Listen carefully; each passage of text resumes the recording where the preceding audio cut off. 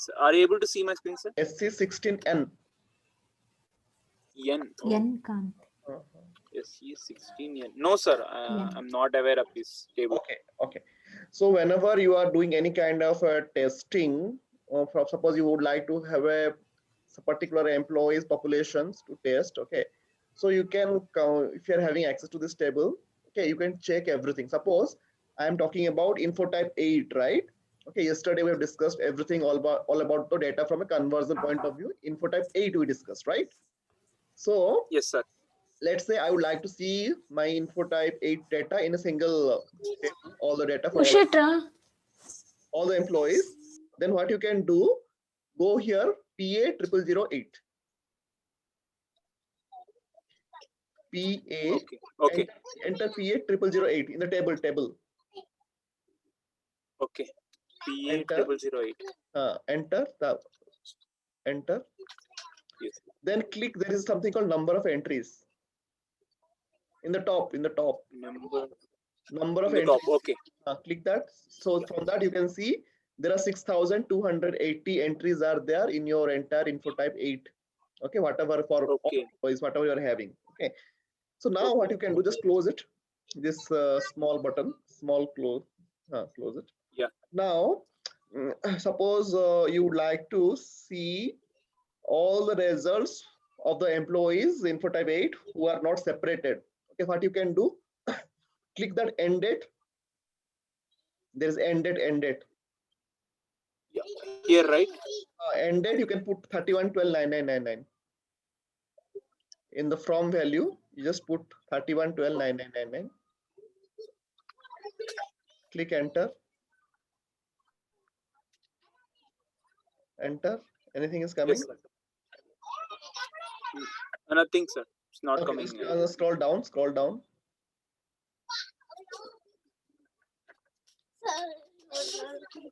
down again.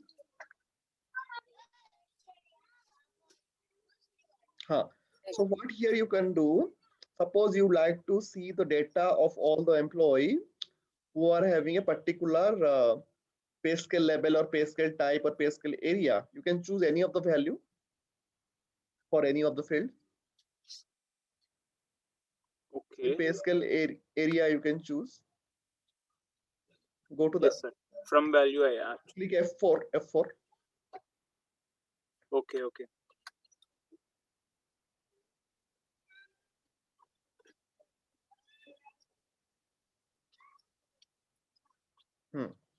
So here you can see so many fields are there, but whatever your PSA, did you remember? For India, it will be 40 country grouping. You can choose 40. Yes, sir. So you just go to your PSA. You can scroll down also. Okay. No. There is a small triangle. From that also you can filter. Okay. No, not that one. In the top, there is a reverse triangle. Yeah. I got small one. It is very easy to miss.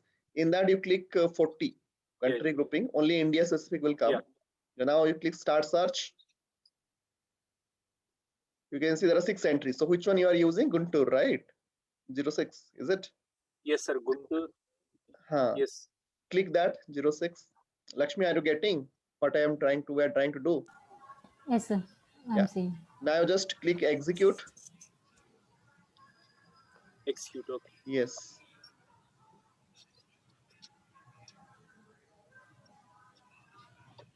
So you don't have any data in the info type 8 for your employees? Okay, you are having it's a little bit slow. You can see your user ID, Srikanth, right? Yes, sir. Yes, sir. This one, sir. EHP027, first one. Yes. So this is the way you just scroll a little bit right hand side. We can see any data. Scroll a bit right. So you can see it's a manager, PA, PSA, and what are the unit, annual salary, whatever amount you have entered, it is coming here. And most of these are US dollar, but yours is a INR, okay, which I can see. Okay. So what you can do, you can download this also. Like there is a spreadsheet option. There is there.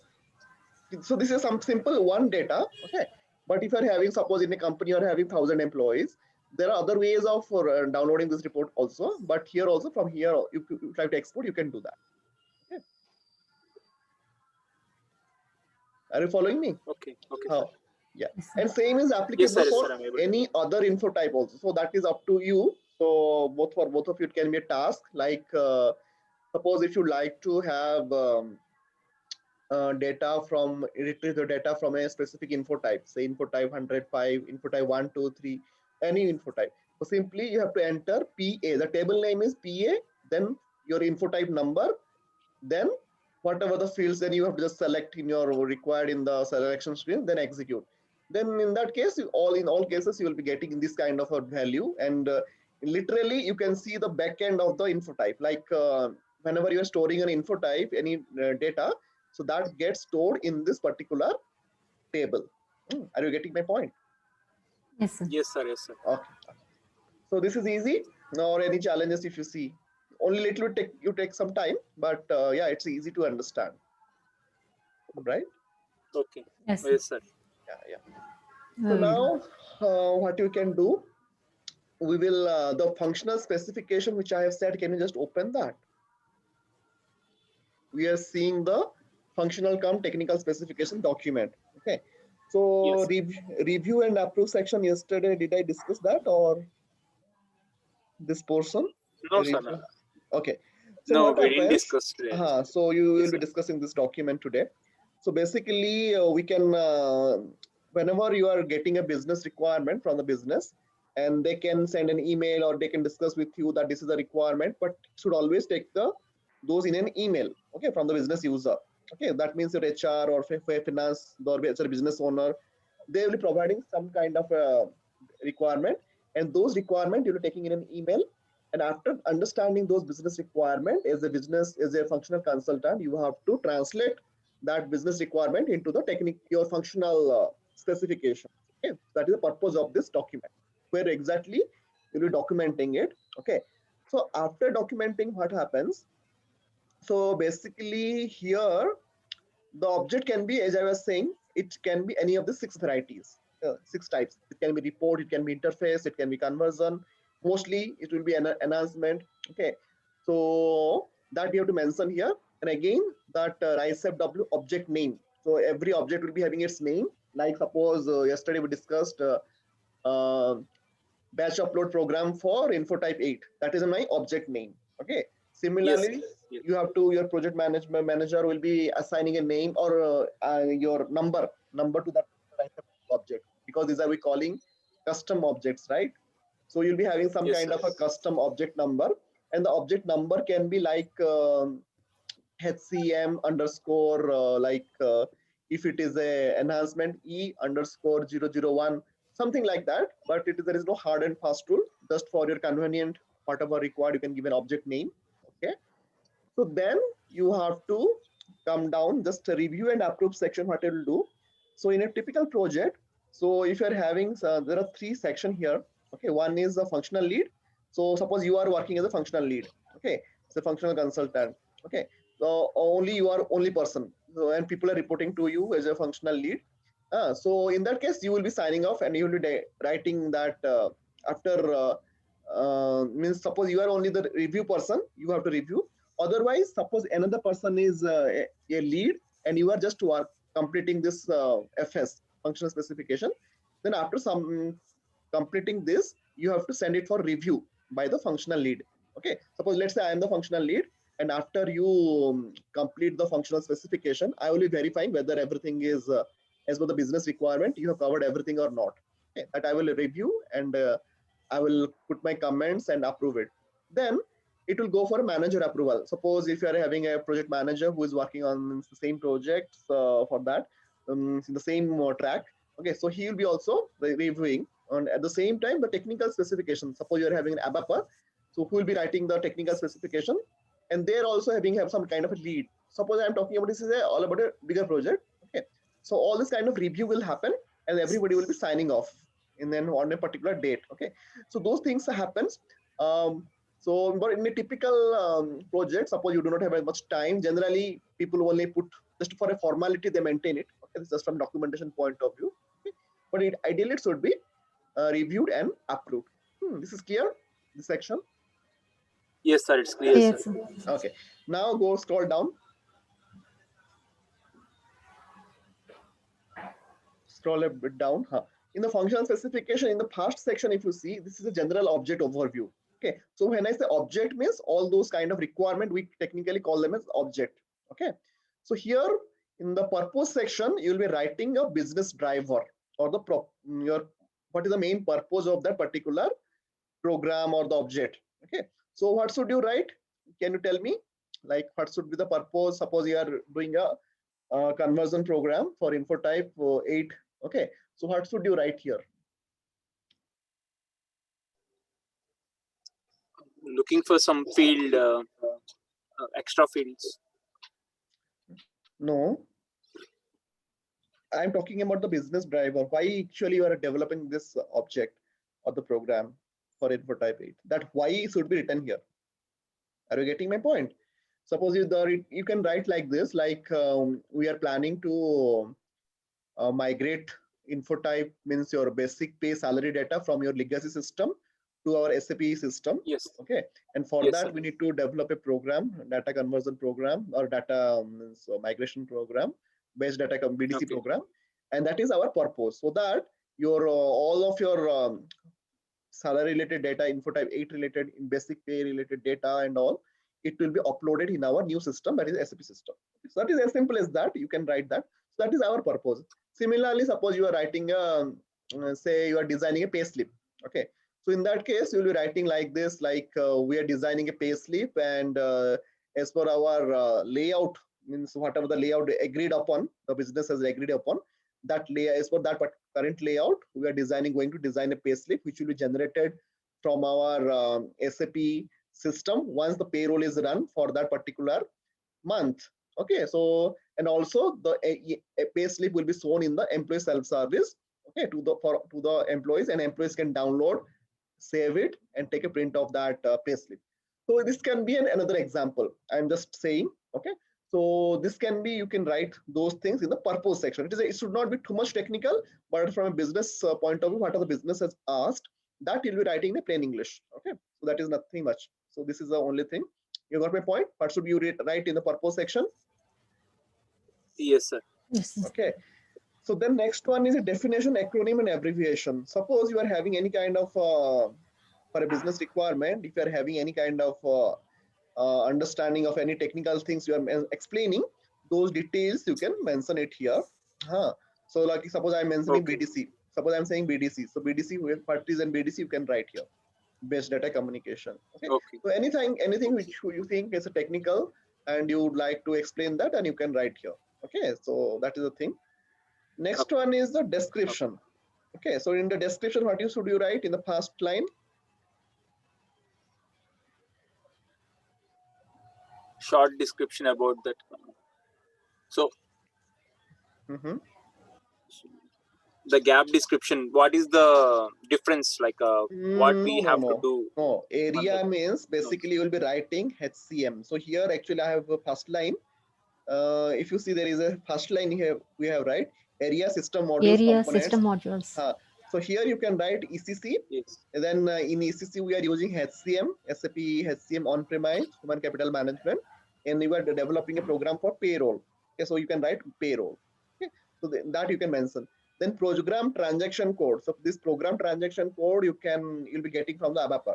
Once your ABAPer develop that program, okay, so it will be starting with your Z or GHR something. So like GHR underscore IT 0008, okay, or IT8, Infotype 8. So those kind of transaction code will be provided by the ABAPer. So after he develops the program, you can write that. Short description again, very similar to your business driver purpose. In a 1 line or 2 line, you can mention that. Gap ID. So what is a gap ID? Any clue? So we are mentioning one ID for that the particular gap, like issue. So with that we can follow up that the issue. Suppose you are creating an enhancement request or any kind of ticket. Suppose somebody is raised, okay, or you are doing a fit gap analysis. Suppose you are saying that SAP doesn't provide this program out of box. Okay, it is not a standard, and you are creating a document with all the gaps which is there in the SAP system. Okay, so in that case, suppose you are maintaining those gap IDs like that. Okay, then that you have to mention that. Okay, so this is the thing. And is it clear? Gap ID. So it is optional thing, but so many things are there, but it is not as always required. Yes, But sir. it's good to have. If Yes, you are sir. maintaining this, it's easy to track all those things. Okay. Okay. So similarly, the gap description you can say like LSMW is available means you can create, but sometimes you want to use BDC as well, and sometimes you can mention like gap description means there is no out of box program available for data migration in SAP. So basically, for that reason, you need for master data your payroll data migrations from legacies to current SAP system. You need this. Okay, in that gap description, whatever you like, so whatever thinking is correct from a business point of what is the gap in SAP, then to fulfill that gap that we are actually developing this object, right?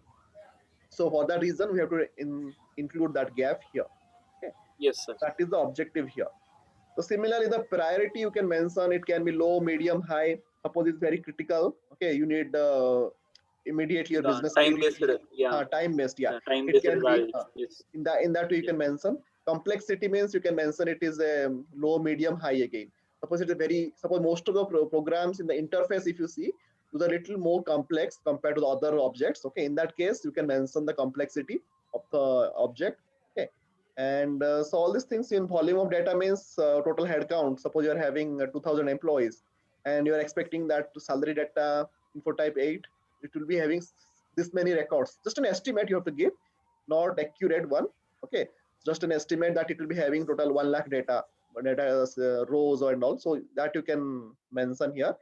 Date available means when exactly you are going to implement it, and after that when it is available for the users to use it.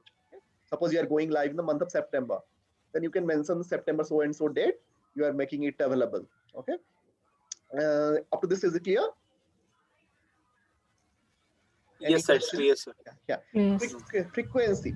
So frequency means in this case, info type 8 update, it can be like on an ad hoc basis. Like suppose you have some 300 new joinees in the month of July. Okay, so for those employees, again, you have to maintain those info type 8, right? So salary data you'll be entering through that best data program, BDC program. So you can mention ad hoc basis as and when required. Okay, but sometimes suppose we are designing a pay slip. Okay, but pay slip will be always in the month end, right? So the period end, so it can be like monthly. In that case you can write monthly. Okay, depending upon your object you will be writing that frequency here. Okay, so next one is processing mode. Okay, so whether you are doing it a batch or a online. Okay, so what is a batch? Suppose you're uploading data of say 50,000 employees. Okay, but you're not going at one go. Rather, you have created a file of say 5,000 employees. You have prepared 10 different files. You are going to upload them one by one in a batch. Okay, so in that case, it will be a concept of a batch. Suppose if you are uploading at one go, okay, so then that will be called as the online. Okay, so that is the difference between a batch and online. Okay, you understood processing and frequency? Yes, sir. Yes, sir. Yes, Okay, sir. yeah. So the next one is the impacted software packages and business system. So in our case, it will be mostly ECC only because we are using ECC SAP HCM only. And if you are using any kind of third-party system like Kronos or any third-party time system we are integrating, then in those cases you can mention those system name. In case of a payslip, it will be ECC and portal because your payslip will be displayed in the ESS portal, right? Similarly, the leave application. Suppose you are creating a leave application. In that case, also both ECC and portal. Okay, any kind of reimbursement that will be also ECC and portal. Okay, because those things will be an approved. There will be an approval. There will be a visibility of those things. Okay, so in this way you can mention these things. Okay, up to this it's clear. Yeah. So next one Yes, is sir. It's clear, sir. RISE-FW type. RISE-FW type, what you will be mentioning. So in a info type 8 conversion program, you have to mention it as a C. C for conversion here. Okay. Similarly, the module Okay. submodule simply mention HCM, then hyphen your payroll India. Okay. Then next one is data object. So here data object you can mention like your info type 8. Okay, then dependency dependency is like you should have an already have info type 101 2 already maintained, because without that you can't create an info type 8 record, isn't it? Right? So, dependency. Yes. So dependency section, you can mention what are the dependency for that upload program to work. Okay, so those things you can mention. Then other than that, remaining things like general information, anything is you can optional again. What result if announcement is not created? So you can see, so if this is not maintained, then what will the problem? Like your info type 8 you are not having, then salary data will not be updated in your system. Okay, you have to do it manually. Okay, one by one, info type 8. Okay, what is the Okay. approximate duration of the development work? So here exactly you can mention how much time it will take, so that you can talk to your ABAPer developer and you work Okay. with him, whether it will take 1 day, 2 day, 3 day, 4 day, whatever. It's a kind of an effort estimate, we call it technically. You have to estimate the Okay. effort, then you have to mention that in this line item. And the next one is there any alternative in the standard system? Yes, you can say this is an alternative, but that is a manual activity. Like individually, you have to go to PA30 and info type 8, you have to maintain one by one, which is a very tedious task. Suppose if there are 1,000 employees, but if it is a 1 or 2 employee, we can do that. Okay, so that is the thing you can mention. So why the alternative not acceptable? So you can mention, as I was saying, like if it is a number of employees high, it is a tedious task, manual task to do that. Then reference document you can mention. Suppose you are having some BRD or some email you received from the client, like they need this kind of document or this kind of program. Okay, so that email reference you can give it here. And so this is all about this particular section. Okay, so the remaining part we will discuss tomorrow, because we're having time, because Yeah. a lot of things are there. Okay, so we'll discuss. Yes. Yeah, so let's pause here, and we will meet tomorrow. Yeah. Yeah. Okay, sir. Thank you, sir. Okay, thank you Thanks, very sir. much. Thank you, Bye sir. bye. Thank you, sir. Bye, sir. Thank